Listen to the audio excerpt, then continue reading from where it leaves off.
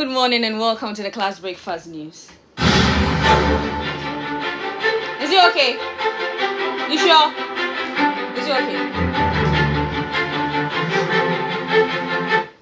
The news is live on Class 91.3 FM in Accra, Ho FM 92.5 in the Volta region, Dagbon FM 102.5 in Tamale, Radio 192.1 in the Upper West region, Radio Power 96 in Spain. Around the world, join us on classfmonline.com. Coming up in this bulletin, minority demands briefing from 3 ministers over floods, repatriation and World Cup visa issues. We have asked for this more than 2 weeks for the minister to come here to brief us. Why is the minister responsible for youth and sports running away from parliament to brief us? We have not been briefed. The players are already they've already gone for the World Cup and we have not been briefed. And you think that this is a matter we must not know? Also, President Mahama orders nationwide flood assessment following Accra floods. So I've directed the task force, NADMO, that was Team Minority, to do a presentation to us. We're going to identify all the restricted waterways. And when they have done that, I'm giving the directive that they should go ahead and do what they have to do. The Ghana Registered Nurses and Midwife Association seek tougher punishment in Tema assault case. We're hoping the gentleman will be given some more deterrent punishment to serve as a warning to other people who may contemplate in behaving in such a manner. Also coming up in this bulletin, government tightens spending control to restore fiscal discipline. And so going forward, we believe that that problem is being tackled. We have constrained expenditure. We are aggressively pursuing revenue mobilization. And these plus many other stories, including African news, coming your way shortly. Class 91.3 FM.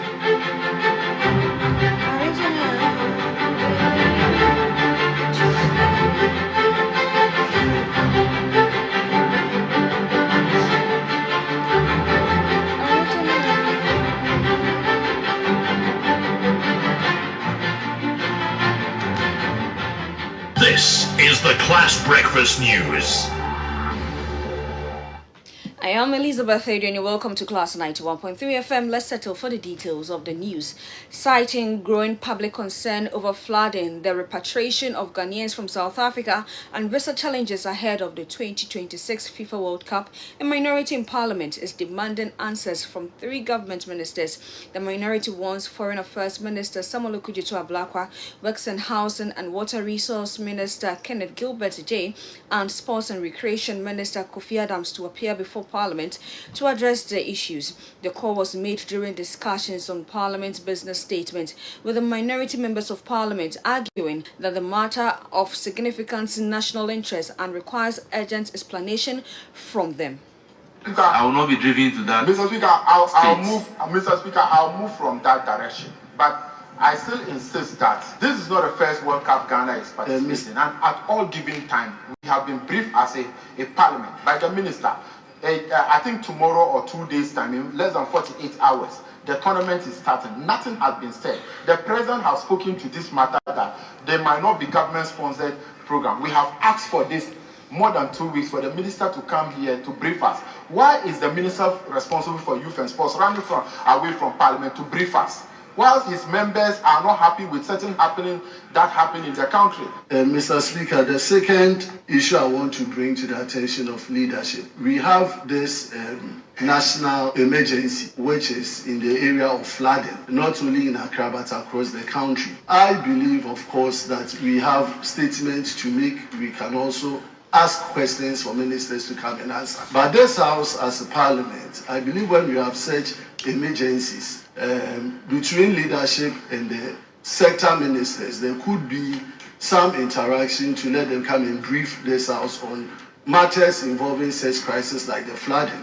so that at least we will know what government is doing and what the sector ministry is doing to combat the flooding and the challenges that Ghanaians are going through across the country. So I want to find out from the majority leader if he has done any engagement with the Minister for Works and so on to be able to give us a briefing on this particular flooding situation.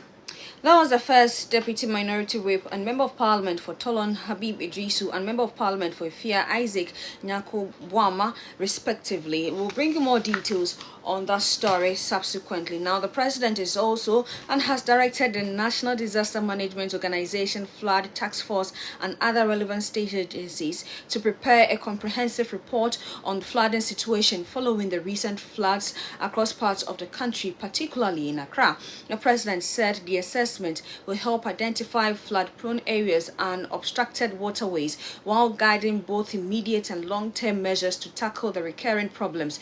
President Mahama issued the directive upon his return from an official visit to Belarus, noting that this year's persistent rains have worsened flooding and caused significant disruption in affected areas. The fault of our assemblies and the officers who grant the permits.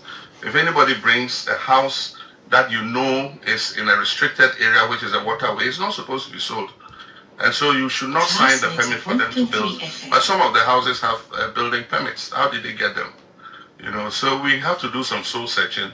And I think government must be firm in doing what it has to do in order that we stop this perennial flood issue. We shouldn't be like the vulture who says he will repair his roof when the rain stops. When the rain stops, then we forget about it. And so I've directed a task force, NADMO and all the others, to do a presentation to us. We're going to identify all the restricted waterways. And when they have done that, I'm giving the directive that they should go ahead and do what they have to do. And I hope that when we do that, all Ghanaians would understand that it is government's business to protect the safety of all of us. And that was President John Dramani Mahama. As Ghana prepares for bilateral legal talks with the United States, private legal practitioner Alexander Aban insists that concluded court cases such as that of Sedinat Temaklo Atieno remains unaffected. His comment follows confirmation by the Minister for Government Communication, Phyllis Kwachu, that the Attorney General is expected to meet officials of the U.S. Department of Justice following the successful extradition of Temaklo Atieno. Speaking on 505 yesterday with my colleague Kwame Ochi Jr., Alexander Aban explained that such engagements are generally aimed at strengthening legal cooperation and addressing policy issues rather than reopening cases that have already been determined by the courts.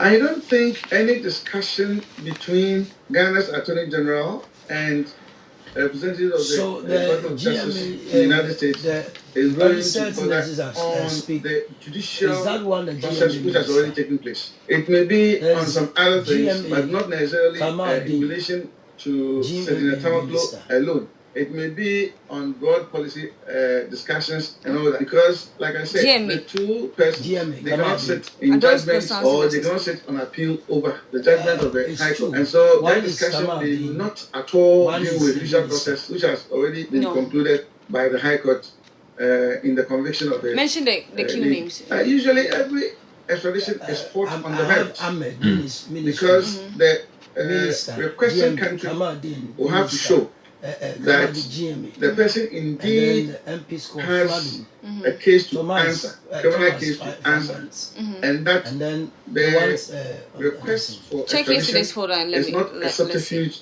to persecute the person. Thus, private legal practitioner Alexander Aban.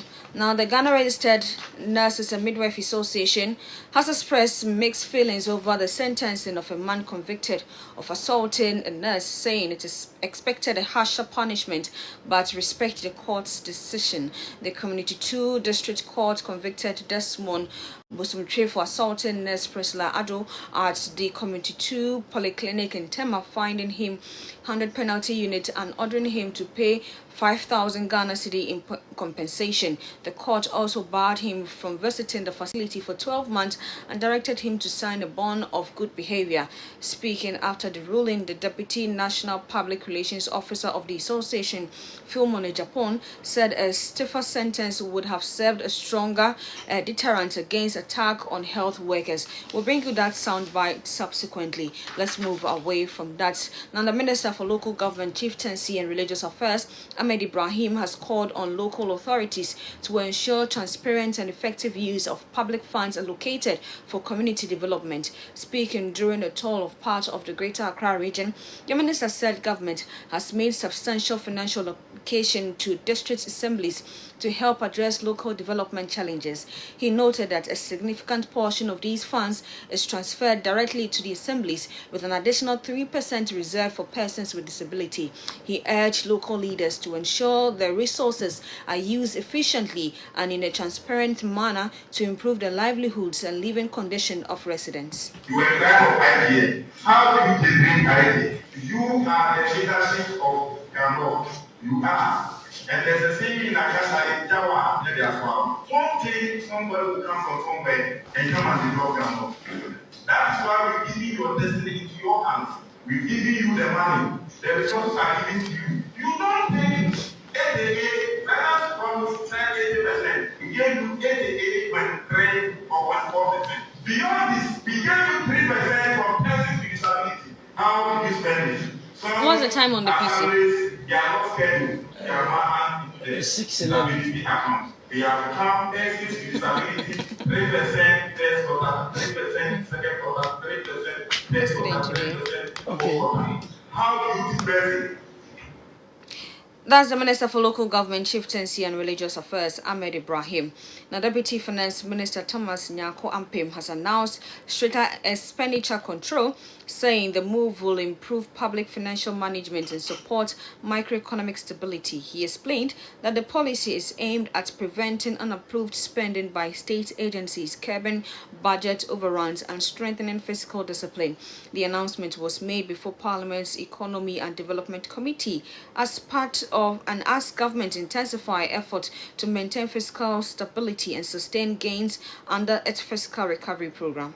The minister then checks if you have budget for the procurement you want to embark on. And if there is budget, you are granted the authorization to commit the state to it. That has significantly reduced a challenge that we had. A lot of projects were being awarded without dedicated funding for them. And so going forward, we believe that that problem is being tackled. We have constrained expenditure. We are aggressively pursuing revenue mobilization. And we are directing expenditure to the right areas that will give us the growth that we require. And so we will do everything possible to sustain the gains that we have made.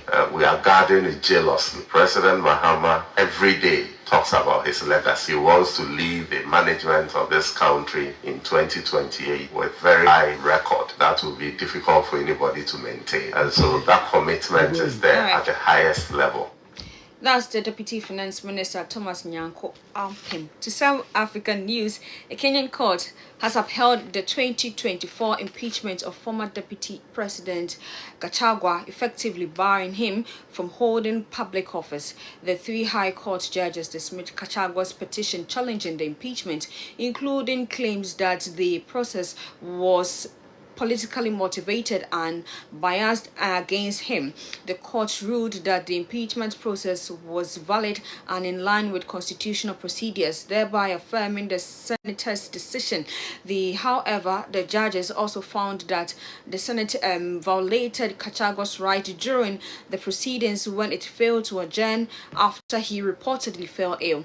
Despite this procedural breach, the court held that it did not invalidate the overall impeachment outcome, allowing the ruling to stand. We'll bring you more details on this story and subsequent developing one right here on Class 91.3 FM. For more news and updates, do log on to classfmonline.com. The morning show continues with Kwame Jumo, Ajiman and the team. Do stay and enjoy the rest of our programs. Sports is up next. I am Elizabeth Aidoo. Good morning.